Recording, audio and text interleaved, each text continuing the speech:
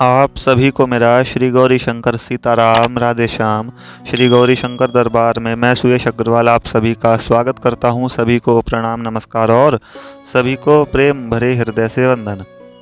तो देखिए भाई, आज की वीडियो का जो विषय है वो है, मैंने टाइटल पर लिखा है मन से परमात्मा का संबंध है, या फिर आप इसको कुछ यूं कह सकते हो कि परमात्मा का जो संबंध है वो हमारे मन से है ना। ठीक है, दोनों बातें सेम सी हैं।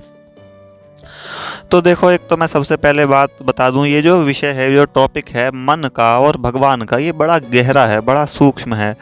तो आज मैं इसी विषय पर थोड़ी सी संक्षिप्त चर्चा आप लोगों से करना चाहूँगा। और देखो, अभी सबसे पहली बात यार, इस वीडियो को शेयर ज़रूर कर देना, क्योंकि मैं सिर्फ इतना चाहता हूँ कि भगवान के नाम का जो प्रचार है, जो आध्यात्मिकता की समझ है, वो और लोगों तक भी हो, वो और लोग भी जाने माने। तो यदि वीडियो आपको अच्छी लगे, पूरी सुनना पहले, आपको अच्छी लगे तो और लोगों तक भी, मतलब अपने जान पहचान वाले लोगों तक भी इस वीडियो को शेयर कर देना, पहुंचा देना, जिससे और लोगों को भी ये बात पता चल सके।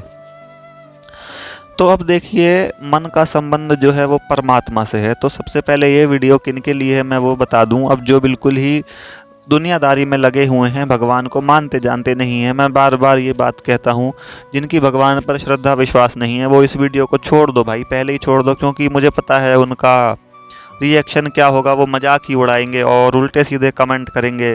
तो ये सब फिर अच्छा नहीं है, फिर क्या फ़ायदा। तो मैं इसीलिए पहले ही बता रहा हूँ, जिनको भगवान में इंटरेस्ट हो, आध्यात्मिकता जिनकी आकर्षण हो, वो इस वीडियो को सुने, वो इस पर आएँ और वही शेयर करें। और मैंने जो शेयर वाली बात कही ना, मैं एक बात और कहना चाहूँ भाई, शेयर भी उन्हीं लोगों से करना जो भगवान को मानते जानते हो। ये उल्टे सीधे घपच्चू से यूं ही उठा करके किसी कहीं भी शेयर मत कर देना, जो फिर वो भगवान का नाम और ख़राब ही होता है। इससे अच्छा तो बढ़िया है कहीं ये वीडियो पहुँचे ही ना, और पहुँचे तो अच्छे लोगों तक पहुँचे, मेरी सिर्फ भगवान से यही विनती है। तो खैर चलिए, वीडियो के विषय पर आगे बढ़ते हैं। मन से परमात्मा का संबंध है। अब देखिए, ज़्यादातर हम लोग क्या समझते हैं कि भाई हमने तन से भगवान की सेवा कर ली और इधर उधर पूजा अर्चना कर ली, मंदिरों में चले गए और वहाँ पे जा कर के सब कुछ कर रहे हैं हम। तो एक तरीके से ये क्या होता है ना, ये भगवान की असली सेवा नहीं है। खैर, असली भी है, वो मैं बताता हूँ किस तरीके से है। असली तन की सेवा तब है जब हमारे मन में यह भाव हो कि मैं सिर्फ भगवान की सेवा ही कर रहा हूँ। लेकिन यदि हम तन से ज़्यादा करते हैं तो इसका मतलब क्या होता है, हम दूसरों को दिखाना चाह रहे हैं। हमारी एक तरीके से ये दिखावटी सेवा है, भगवान को प्रसन्न करने के लिए नहीं है। क्योंकि भगवान ने खुद ही बताया, भाई मेरी सबसे बड़ी मानसिक पूजा है, तो मन में अपने करते रहो। तो अब जो मन में करेगा तो देखो कितनी बढ़िया बात है। तो दूसरों को कैसे पता लगेगा कि मैं भगवान की पूजा कर रहा हूँ। इसीलिए क्या करते हैं, हम मन से छोड़ करके तन से अपना इधर उधर लगे रहते हैं, जिससे औरों को पता चले कि मैं कितना धार्मिक हूँ, भगवान की पूजा पाठ करता हूँ। तो देखो, इस चीज़ का कोई फ़ायदा है नहीं, मैं आपको पहले ही बता दूँ, ये बिल्कुल व्यर्थ चीज़ है। क्योंकि ना भगवान प्रसन्न होने वाले और ना दुनिया ही आपको कुछ रिवॉर्ड देने वाली इस चीज़ का। बस वो देखेगी और अपने मन में कहेगी, अरे ये तो बहुत बड़ा भक्त है, और इससे आपका अहंकार ही बढ़ेगा, इससे हमारे अभिमान में ही वृद्धि होती है और कुछ इसके अलावा नहीं होता। तो अब बात आई, जब तन की पूजा पाठ का महत्व नहीं है तो इतनी तन से क्यों। भाई शुरुआत में हम मन से तो पूरा ही भगवान की पूजा में लग नहीं सकते। तो देखो, तन से भी लगो और पूरा लगो। और देखो यार, मेन बात क्या है, तन से ही लगा जाता है। कौन सा मन से ही हम सब कुछ कर लेते हैं, शरीर से ही भगवान की पूजा अर्चना करी जाती है, शरीर से ही भगवान के धामों पर जाया जाता है, दर्शन करे जाते हैं।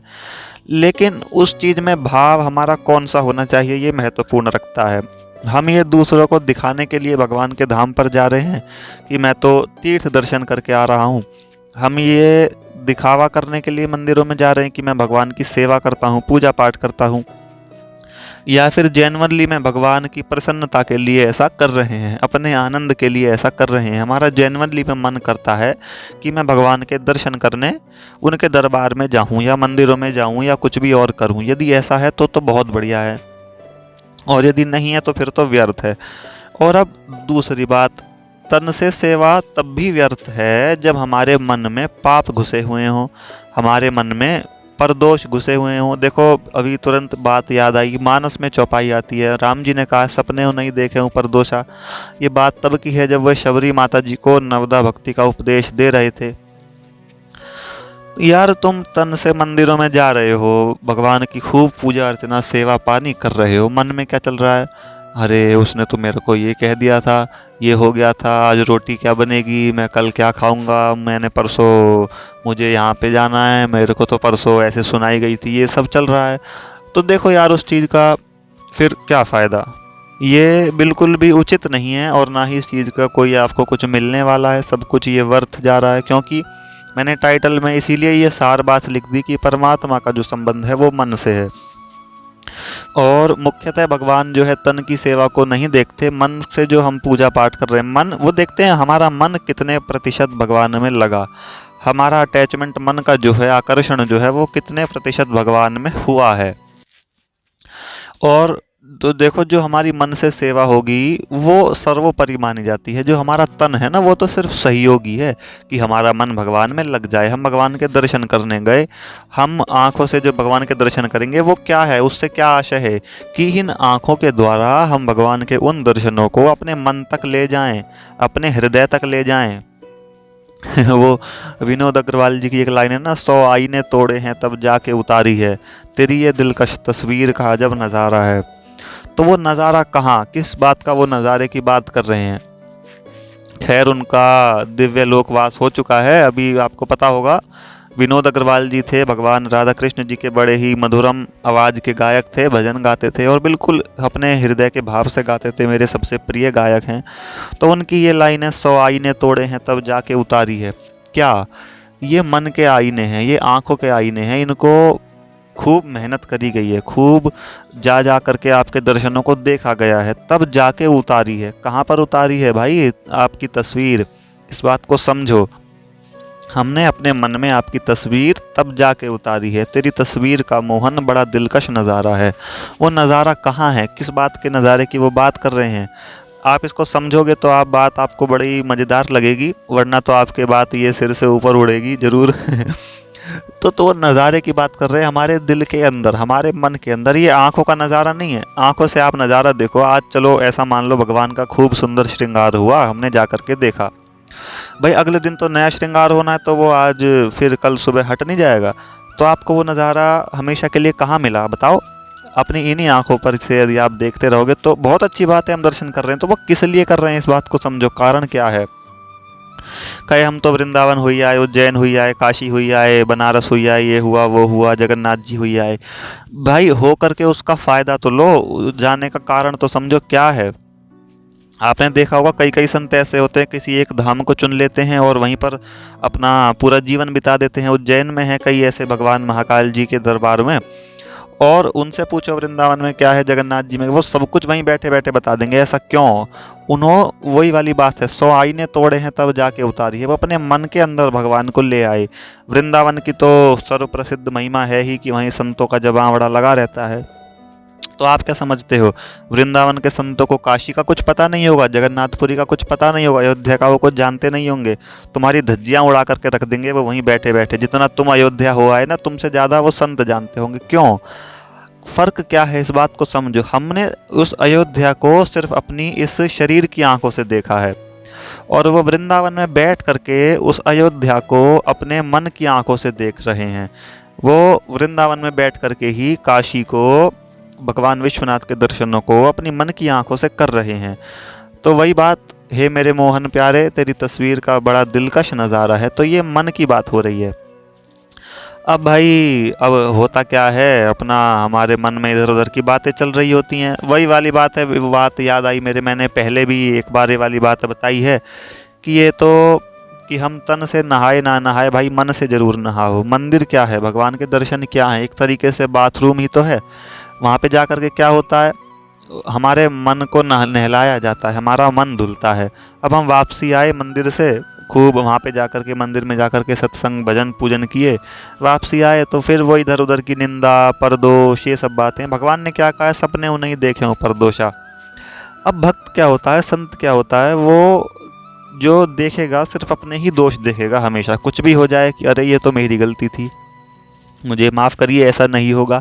लेकिन जो असाधक होगा, अभक्त होगा, वो हमेशा माहौल में ही दोष तलाशेगा, वो अपने ऊपर कभी भी कोई गलती नहीं लेगा। ये क्या होता है? अहंकार होता है। अहंकार को अपने ऊपर बड़ा गुमान होता है, मतलब खुद बड़ा सर्वोपरि समझता है अहंकार खुद को। तो यदि हम ऐसा मान रहे हैं हमने कुछ नहीं किया, सब कुछ इसकी गलती है, उसकी गलती है, माहौल नहीं मिला, ये है वो है, तो इसका मतलब अभी हमारे अंदर अभिमान है और हम भगवान के भक्त नहीं हैं, ना ही अभी बनने के लायक हैं, क्योंकि अभी हमारे अंदर अभिमान है। हमें मन को साफ करना है। अब आप सोचो, ये अभिमान, ये क्रोध, ये हमें शरीर में मिल जाए, शरीर पे बैठा हुआ कहाँ मिलेगा बताओ? विकार है कि नहीं? तो विकार तो मन के होते हैं। इसीलिए बात कही गई है, परमात्मा का जो संबंध है वो मन का संबंध है। तंत्र क्या है? सिर्फ सहयोगी है, सिर्फ हमारा एक होता है ना सहायक, सपोर्टर, कि तुम इस तन का उपयोग करो किस बात में? कि मन में तुम्हारे भगवान के छवि बन जाए, मन जो है वो भगवान में लग जाए। तो तन सिर्फ इस बात का सहयोगी है। असली भक्ति तन से नहीं होती। कई कई ऐसे होते हैं एक ही जगह बैठे रहते हैं, उनकी मन समाधि लग जाती है, तो वो किस कारण से? मन की वजह से तो लगती है, उन्होंने अपना मन जो है भगवान में लगा दिया है। वो बैठे बैठे ही ऊपर दिव्य लोकों के दर्शन कराते हैं। आपने को नहीं पता होगा तो पुराणों ग्रंथों पे खूब लिखा है, ऐसे ऋषि मुनि हुए हैं और आज भी हैं यार, वो एक ही जगह बैठे रहते हैं, उन्होंने सब पता होता है। तो ये सब क्या है? ये वो तन से थोड़ी ना देख रहे हैं। अब आप सोचो, बताओ कितना प्रत्यक्ष उदाहरण है। तो कई कई ऐसे भी होते हैं जो बैठे यहाँ हैं और उन्हें पता है कि दिल्ली में क्या हो रहा है और दिल्ली से दूर है, तो उन्होंने तन की आंखों से जा करके देखा? नहीं देखा, मन की आंखों से देखा। तो इसीलिए बात कही जाती है, अपने मन को नहलाओ, तन को नहलाओ या मत नहलाओ, उससे भगवान को कोई फर्क नहीं पड़ता। तो अब रस खान जी थे, नहाने वाली बात से याद आई, उनका शरीर एकदम बिना नहाए गंदा हो गया था, लेकिन भगवान क्या करा? भगवान ने क्या छोड़ दिया? बिल्कुल भी नहीं। देखो कितना ज़बरदस्त तरीके से उनको अपनाया। तो हम भैया अपने बाथरूम में बैठ करके खूब साबुन पानी लगा करके अपने तन को तो साफ कर लेते हैं, लेकिन मंदिर में जा करके इस तन के द्वारा भगवान का सत्संग भजन पूजन रूपी जो साबुन पानी है वो नहीं करते और हमारा मन गंदा ही रहता है। और यदि कर भी लेते हैं, अपने मन को नहला भी लेते हैं, उसके बाद घर आकर के फिर वही इधर उधर की निंदा, जिसने ये कहा वो कहा, और परदोषों को देखना, अपने ऊपर कुछ मेहनत नहीं करनी, अपने दोषों को ना देखना। तो फिर वही बात होती है, मैंने ये बात पहले भी बताई थी कि इससे अच्छा है भजन ही मत करो भाई। क्योंकि भजन क्या है? नहाना है, मन का नहाना है, बाथिंग। और ये सब जो चीज़ें हैं, निंदा, क्रोध, काम, विकार, ये सब क्या है? मिट्टी है। इसका मतलब क्या हुआ? तुम नहाने के बाद अपने ऊपर मिट्टी डाल रहे हो। मैंने पहले भी ये बात बोली थी। इससे अच्छा तो ये नहाओ ही मत भाई, क्योंकि सूखे शरीर पे मिट्टी डलेगी तो वो तो आसानी से झड़ जाएगी, लेकिन गीले शरीर पे मिट्टी डलेगी तो वो चिपक जाएगी और बुरी हालत हो जाएगी। तो इससे अच्छा क्या है? यदि परदोष ही देखने हैं, निंदा ही करनी है, इधर उधर चुगली ही करनी है, संसारिक बातों में ही ध्यान लगाना है, इससे अच्छा तो ये है भजन ही मत करो। फिर तो और भी बढ़िया है, आराम से अपना संसार में ही हम लगे रहें और भजन पूजा छोड़ो, सब किसी काम की थोड़ी है फिर। और यदि भजन पूजा पाठ करनी है तो भाई मन का ध्यान तो देना पड़ेगा। ये सिर्फ जो वीडियो का विषय है पूरा मेरा मन के ऊपर था। आप बात मेरी समझ गए होंगे। तो चलिए, फिर सिर्फ इतना ही कहना चाह रहा था मैं कि अपने तन के साथ साथ मन का भी ध्यान यदि हम रखेंगे तो और जल्दी भगवान की ओर चल सकेंगे। सभी को आनंद मंगल सहित श्री गौरी शंकर सीताराम, राधे श्याम।